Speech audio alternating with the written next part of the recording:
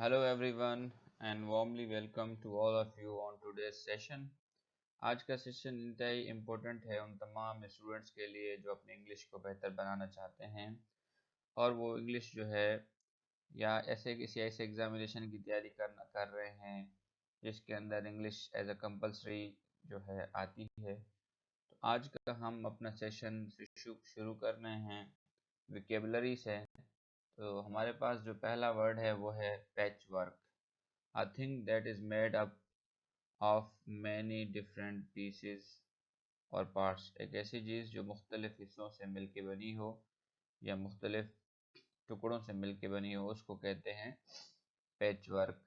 Jumble, medley, potpourri, patchy, melange, ये इसके synonyms हैं। A patchwork of different style and culture, मुख्तलिफ culture और स्टाइल का मिक्सचर। बेसिकली ये मिक्सचर के माना में आता है, यानी कोई ऐसी चीज़ जो डिफरेंट चीज़ों से मिल के बनती है उसको कहते हैं पैच वर्क। ये नाउन है पार्ट्स ऑफ स्पीच के अंदर। वोज, वो इस्तेमाल होता है WOE और प्लूरल्स भी इस्तेमाल होता है, वोज के तौर पे भी इस्तेमाल होता है। मुश्किलात, प्रॉब्लम्स दैट समबडी हैज़, जब किसी शख्स को बहुत ज़्यादा मुश्किलात हों, परेशानी हो तो वो कहते हैं उसको। एफ्लिक्शन हो, एडवर्सिटी हो, मिजरी हो, ट्राइबुलेशन हो, रेचेडनेस हो, टॉर्मेंट हो, एगोनी, ये सारे इसके सिनोनिम्स हैं। एंटोनिम्स हैं जॉय हो, खुशी हो, डिलाइट हो, फॉर्चून हो, हैप्पीनेस हो, ब्लिस और सेटिस्फेक्शन हो। Thanks for listening to my woes, मेरी तकलीफ़ों को सुनने का शुक्रिया कि आपने मेरी मुश्किलात को सुना। ये भी पार्ट्स ऑफ स्पीच के अंदर एज अ नाउन के तौर पे इस्तेमाल हुआ है। अनमिस्टेकेबल, अन प्रीफिक्स है इसके अंदर। That can not be mistaken for somebody something else, ये मैं आपको क्लियर करता हूँ इसका मतलब क्या है। एक ऐसी चीज़ जो बिल्कुल क्लियर हो। अनमिस्टेकेबल यानी कोई चीज़ किसी शख्स ने कोई बात कर दी और वो शख्स उस बात में बिल्कुल क्लियर है, तो इट मीन्स कि ये अभी अनमिस्टेकेबल है, क्लियर बात है, अभी इस पे शक नहीं किया जा सकता या इसके बारे में कोई प्रिडिक्शन या अपने अपने हिसाब से कोई बात नहीं की जा सकती। डिस्टिंक्ट है, पेटेंट है, पेलबेबल है, प्रोनाउंस्ड है, प्रोमिनेंट है, ग्लेरिंग है, वाज़ेह है, कॉन्स्पिक्यूअस है, अनडिनाएबल है, इनडिस्प्यूटेबल है, अनइक्विवोकल है, ये सारे इसके सिनोनिम्स हैं। एंटोनिम्स है वेग है, छुपा हुआ है, इनडिस्टिंक्ट है, डिम है, फेंट है, अनरिकग्नाइज्ड है, अनक्लियर है, हिडन है और कंसील्ड है। हर एक्सेंट वॉज अनमिस्टेकेबल, उसका जो अंदाज था वो क्लियर था, वो ऐसा था कि जिसमें किसी किस्म का शक व शुबा नहीं था। Roll over, the act of allowing money that is owed to be paid at later date। आपके ऊपर किसी का कर्ज है लेकिन वो सामने वाला बंदा कह रहा है कि चलो आप अभी नहीं दे दो, मसला नहीं है, एक साल बाद दे दो। तो इस प्रोसेस को कहते हैं रोल ओवर, कि आप कर्ज की वो अमाउंट जो ड्यू है आप पे कि अब इस डेट में आपने देना है, लेकिन उसको फिर उस डेट को एक्सटेंड कर दिया जाता है कि जी अभी फ़िलहाल ना दें, आप बाद में दे दें, इसको कहते हैं roll over. Debt roll over होता है बेसिकली जो मुल्कों के ऊपर कर्जे होते हैं उनकी पेमेंट्स की जो डेट्स होती हैं उनको क्या किया जाता है, रोल ओवर किया जाता है कि चलें अभी आप इस साल नहीं दे रहे हैं तो नेक्स्ट ईयर दे दें।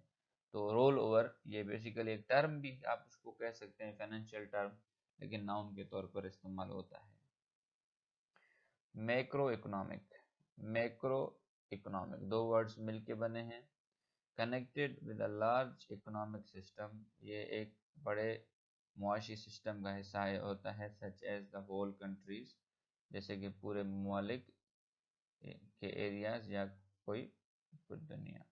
अब मिसाल के तौर पर अगर हम मैक्रो इकोनॉमिक को हम पूरी दुनिया के लिए इस्तेमाल करेंगे, तो हम ये एक्सपेक्ट करेंगे कि पूरी दुनिया के मुल्कों के सिस्टम, लेकिन जब एक मुल्क है, फॉर एग्जाम्पल पाकिस्तान है, पाकिस्तान जो है कहता है कि जी मैं अपने माइक्रो इकोनॉमिक पॉलिसी को बेहतर करना चाहता हूँ, तो इसका मतलब ये कि वो एक ऐसी पॉलिसी लाना चाहता है जिसके जो फ़वाइद हैं, जिसका जो इम्पेक्ट है वो पूरे मुल्क की मईशत के जो एस्पेक्ट्स हैं, जो हिस्से हैं, उस पे हो, तो इसको कहेंगे माइक्रो इकोनॉमिक।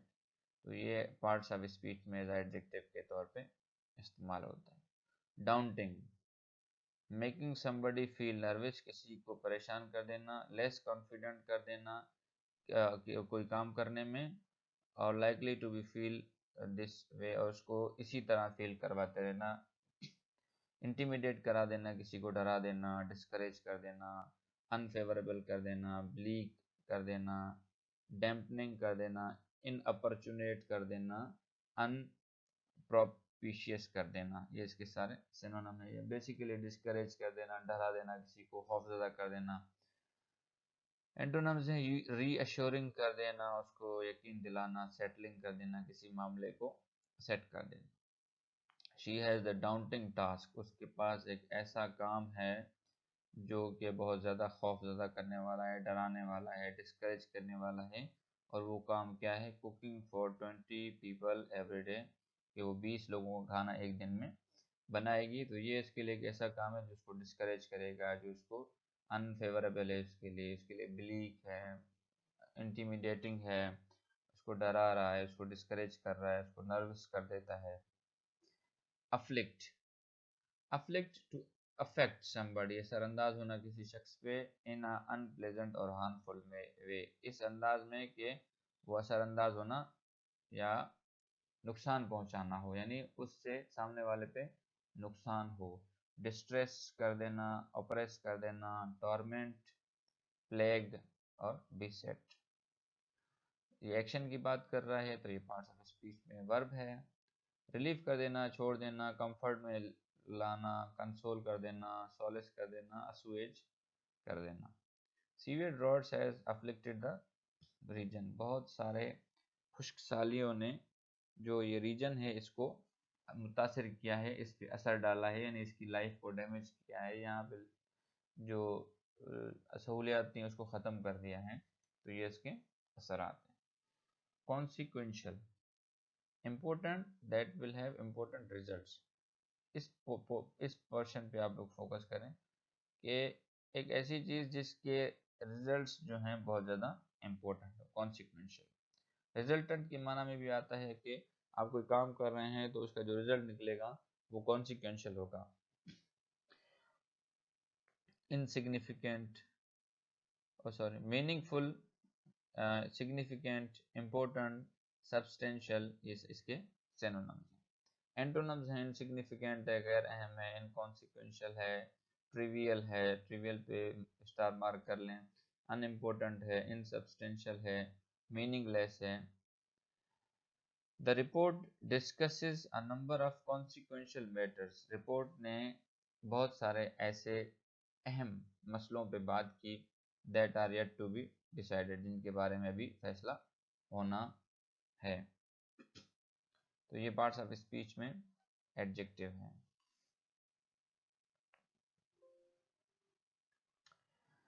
तो ये वोकेबलरी थी। हम जो है कुछ एडियम्स और फ्रेजेस भी देख लेते हैं। Pander to, pander phrasal verb है पार्ट्स ऑफ स्पीच में। To do what somebody wants और ट्राई टू प्लीज देम, ऐसा काम करना जो दूसरे चाहते हैं या उनको खुश करना, specially when this is not acceptable और रीजनेबल, जबकि वो काम जो है काबिल कबूल ना हो या वो काम जो है ऐसा ना हो जो इसके करने की इजाज़त हो, उसको कहते हैं pander to. Hinge on, hinge on भी फ्रेजल वर्ब है। ऑफ एन एक्शन, ये किसी एक्शन के बारे में बताएगा और रिजल्ट के बारे में बताएगा, तो इसका मतलब है वो एक्शन और वो रिजल्ट जो है किसी चीज़ पे मुकम्मल तौर पर डिपेंडेंट होगा। Hinge on. आई होप आप लोगों को वोकेबलरी समझ आई होगी। यस और नॉट कमेंट सेक्शन में मुझे बताएं अगर समझ आ रही है। तो आज का जो हम एडिटोरियल रीड करेंगे डॉन अखबार का, वो है इकोनॉमिक एजेंडा। जैसा कि आपको पता है कि पाकिस्तान में नया फाइनेंस मिनिस्टर आ चुका है, नई गवर्नमेंट बन चुकी है। तो अब जो आर्टिकल है उससे रेलेवेंट है।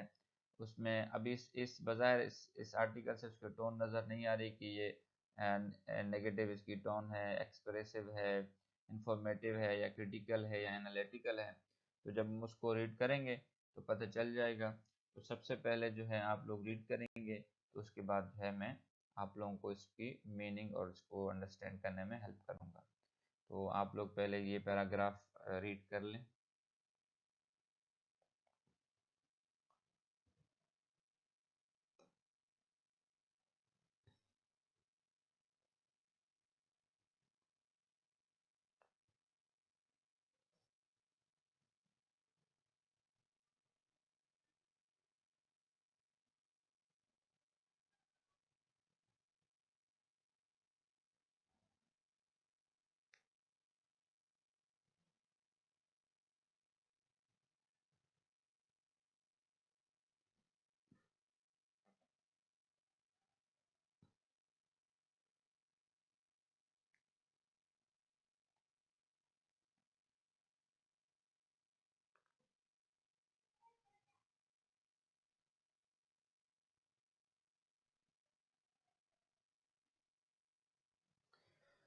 On Tuesday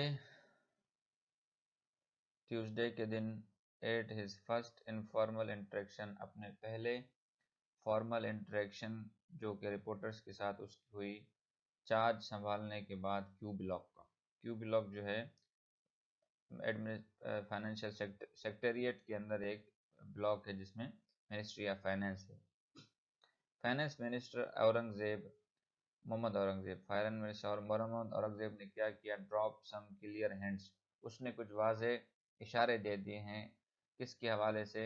about the kind of financial policies, कि किस तरह की फाइनेंशियल पॉलिसीज होंगी ही इंटेंड टू परसू, जिस पे वो चलेगा, at least in the short to medium term.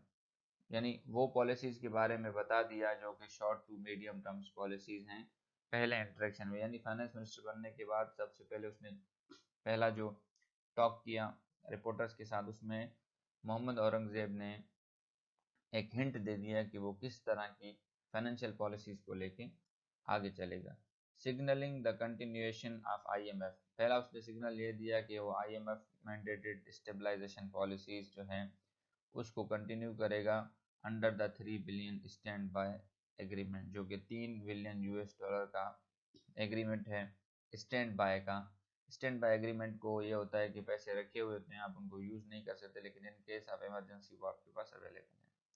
The former banker, यानी मोहम्मद औरंगजेब साहब जो हैं वो पहले बैंक में काम करते थे। उसने कहा कि पाकिस्तान एक सॉरेन आज़ाद मुल्क है और न्यूक्लियर स्टेट है, ये कुड नो लॉन्गर अफोर्ड, ये अभी बर्दाश्त नहीं कर सकता कि वो कंटिन्यू करे एक ऐसी अप्रोच जो कि मिक्सचर हो, जबकि हमारे जो परेशानियां हैं वो बहुत ज़्यादा डीप रूटेड हैं। हमारे जो मसले हैं वो इंतहाई अहम हैं, हमारे जो माशी मसले हैं वो बहुत ज़्यादा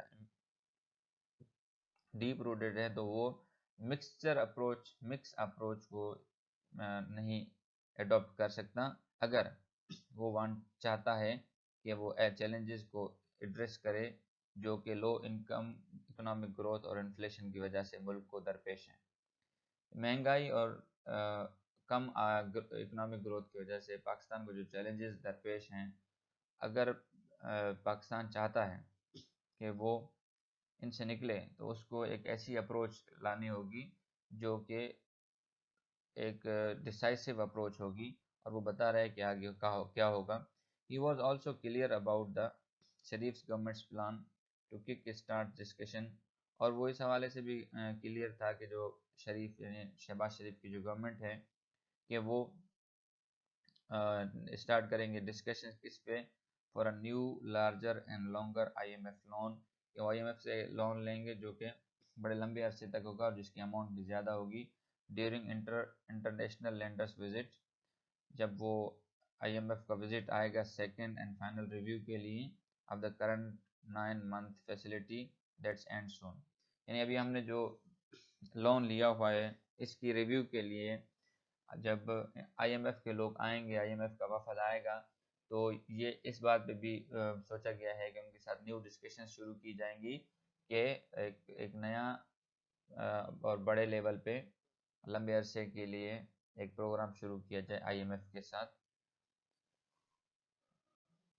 आगे बढ़ते हैं, पहले आप लोग पढ़ लें।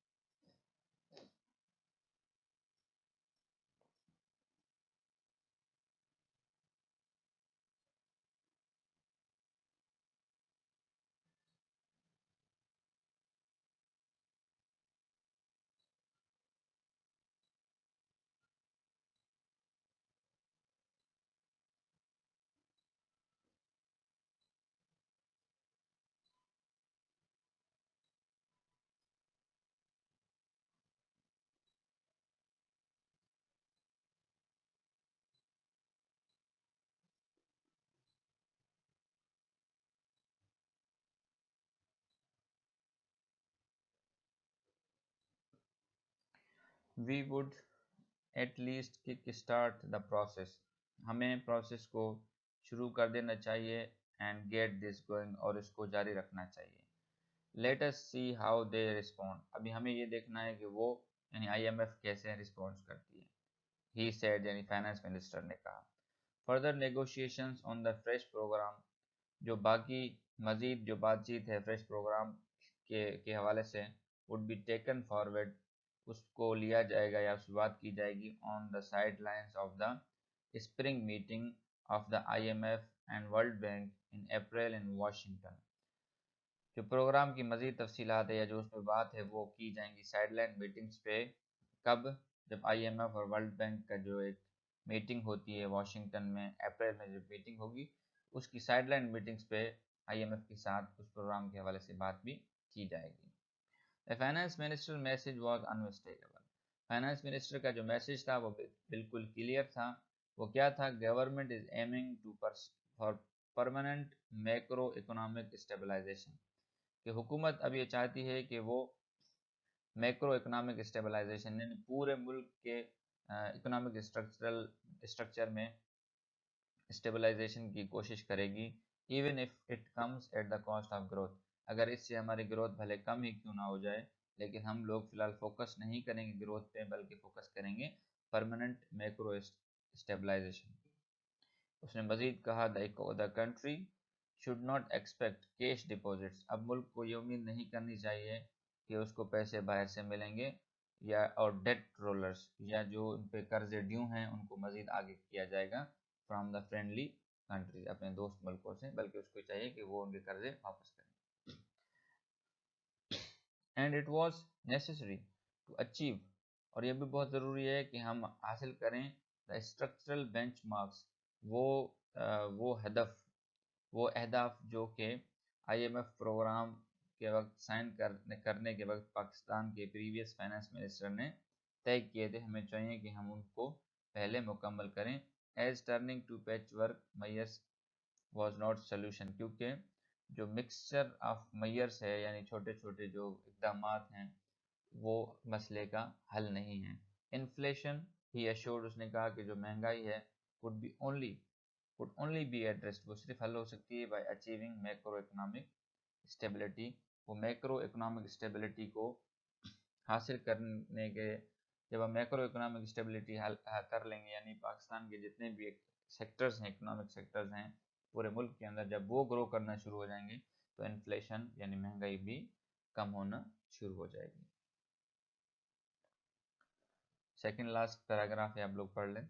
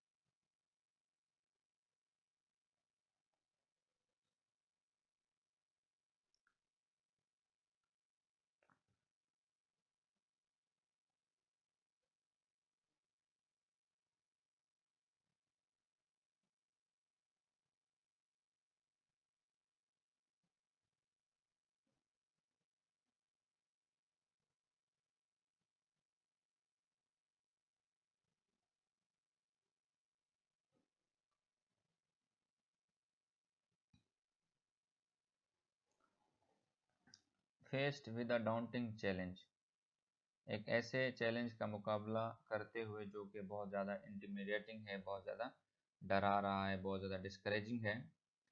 The ministers prescription for interlinked issues, जो फाइनेंस मिनिस्टर था उसकी जो प्रिस्क्रिप्शन दी, यानी वो जो मसले का हल बता रहा था, वो मसले जो कि इंटरलिंक्ड हैं, जैसे कि लो ग्रोथ है, बैलेंस ऑफ पेमेंट का इश्यूज है, इन्फ्लेशन है और फिस्कल डेफिसिट जो कि मुल्क की मईशत को नुकसान पहुंचा रहे हैं। उसने इंडिकेट किया a plan for a consequential overhaul of government. उसने कहा कि गवर्नमेंट के कि इस तरह जो है उसको रिपेयर किया जाएगा, गवर्नमेंट को में इम्पोर्टेंट रिपेयर्स की जाएंगी, as well as the budget, और बजट में भी इम्पोर्टेंट जो है रिपेयर और उसमें जो है टेक्निकल इश्यूज को हल किया जाएगा over the next several years, आने वाले कई सालों तक, तभी जाके ये मसले जो हैं हल हो सकेंगे। इस प्लान आल्सो रिप्रेजेंट्स, उसका जो प्लान था वो इस बात की नुमाइंदगी कर रहा था कि a significant departure from the PMLN signature economic and financial policy, के जो पाकिस्तान मुस्लिम लीग नून है उसकी जो एक पॉलिसी, मुख्तलिफ पॉलिसी होती है मईशत को लेके, उससे अभी डिपार्चर नज़र आया कि अभी वो सेम पॉलिसी पे नहीं रहेंगे बल्कि उस पॉलिसीज़ को अब चेंज करेंगे। लेकिन सवाल ये है, will he get enough room to execute the stabilisation policy? क्या इस फाइनेंस मिनिस्टर को इतना टाइम दिया जाएगा कि वो इन स्टेबलाइजेशन पॉलिसीज को एग्जीक्यूट कर सके for as long as it is required, जब तक के टाइम रिक्वायर्ड है, जितना टाइम लगता है क्या उसको उतना टाइम मिलेगा? दूसरा सवाल यह है कि व्हाट इज़ द गारंटी, इसकी क्या गारंटी है कि रूलिंग पार्टी जो है वो सपोर्ट करेगी उसके अटेम्प्ट्स को कि वो इफ़ेक्टिवली बासर तरीके से टैक्स लागू कर सके उसकी कोर पॉलिटिकल कॉन्स्टिट्यूंसीज के रिटेलर्स पे जो है टैक्स ला सके, और पावरफुल स्टेट माफिया, या जो स्टेट माफिया है, जो उस पॉलिटिकल पार्टी का स्टेट माफिया है, उसको जो है टैक्स कर सके? क्या ये इस बात की भी गारंटी दी जाएगी? और आखिरी बात यह है कि how long will the government resist, कि गवर्नमेंट किस हद तक मुकाबला कर सकेगी टेम्पटेशन ऑफ स्प्रिंग ग्रोथ, इस ग्रोथ दिखाने की जो ये टेम्पटेशन है, दिखावा है, without executing the long standing structural reforms, यानी वो सिर्फ दिखा रहे हैं कि जी हमारी तरक्की हो रही, ग्रोथ हो रही है, और उसमें स्ट्रक्चरल रिफॉर्म्स नहीं हो रहे हैं। Once forex reserves rise to a comfortable level, जब वो फॉरेन एक्सचेंज रिजर्व जो है वो कंफर्टेबल लेवल तक पहुंच जाएंगे, as it panders to its voters bank, यानी कि वो अपने वोटर्स को खुश करते हैं, तो क्या ये इस टेम्पटेशन को ख़त्म कर सकेंगे कि फॉरेन एक्सचेंज रिजर्व हमारे यहाँ तक पहुँच के हमारी जो मीशत है ये हो गया, जीडीपी इतना बढ़ गया? तो कह रहा है कि स्ट्रक्चरल रिफॉर्म्स करें। स्ट्रक्चरल रिफॉर्म्स ये है कि टैक्सेशन का जो नेट है उसको बढ़ाएं, जो कि रिटेलर्स हैं जो हैं उन पे टैक्सेशन हो, यानी जैसे दुनिया के मुल्कों में होता है कि आपको वोट पड़े या ना पड़े, लेकिन जब आप गवर्नमेंट में आते हैं तो आप एज अ लार्जर गुड के लिए काम करते हैं, और आप जो है अपना एजेंडा जो है इम्प्लीमेंट करते हैं, चाहे उसमें क्रिटिसिज्म ही क्यों ना हो, क्योंकि ये आने वाली नस्लों के लिए और मुल्क की आने वाली तारीख के लिए इंतहाई अहम होता है। लास्ट पैराग्राफ है,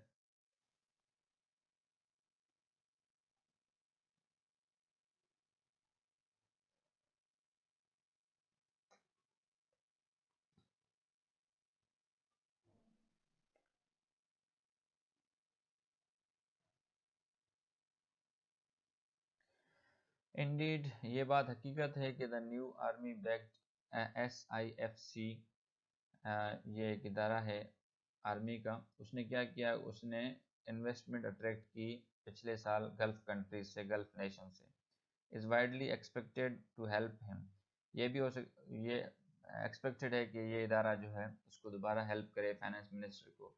लेकिन the success of finance minister's stabilisation agenda, लेकिन जो फाइनेंस मिनिस्टर का स्टेबलाइजेशन इस्तेहकाम का जो एजेंडा है, विल हिंज लार्जली ऑन, ये डिपेंड करेगा ऑन हिज एबिलिटी, उसकी काबिलियत पे, कि वो किस तरह मैनेज करता है desire and demands of the party in power कि जो पार्टी पावर है उसकी, जो पार्टी पावर में है उसकी डिज़ायर और डिमांड्स को किस तरह मैनेज करता है without digressing from the path of reforms. Reforms के रास्ते से हटे बगैर वो किस तरह पार्टीज के डिज़ायर और डिमांड्स को पूरा करते हुए स्टेबलाइजेशन के एजेंडे को मूव करता है। तो इस आर्टिकल का जो टोन था वो इंफॉर्मेटिव भी था और इसमें एनालिटिकल भी था, थोड़ा सा क्रिटिकल भी था इसमें, उसमें क्रिटिसाइज भी किया उसने। तो ओवरऑल आई होप आप लोगों को समझ आया होगा। अपने कमेंट से ज़रूर मुझे आगाह कीजिएगा। अब तक के लिए इतना ही। अपना और अपने चैनल का ख्याल रखें।